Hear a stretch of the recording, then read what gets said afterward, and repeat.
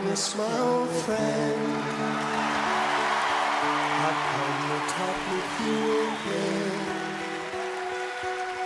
because a vision softly creeping left its seeds while I was sleeping, and the vision that was planted in my brain still remains within the sound of silence.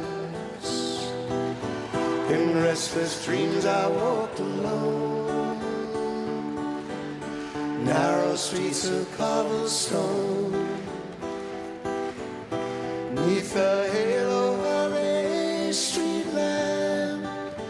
I turned my collar to the cold and damp, when my eyes were stabbed by the flash of a neon light that split the night and touched the sound of silence.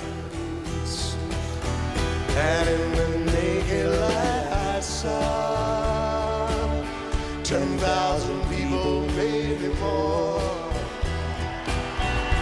people talking without speaking, people hearing without listening, people writing songs that voices never share, and no one dare disturb the sound of silence.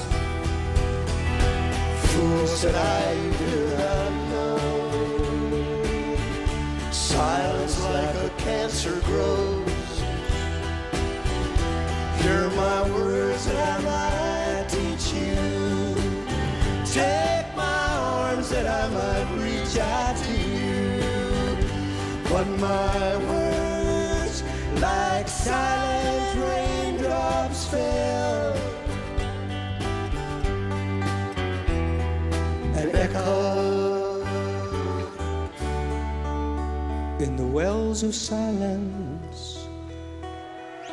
And the people bowed and prayed to the neon god they made, and the sign flashed its warning in the words that it was forming, and the sign said the words of the prophets are written on the subway walls and tenement halls, and whispered in the sound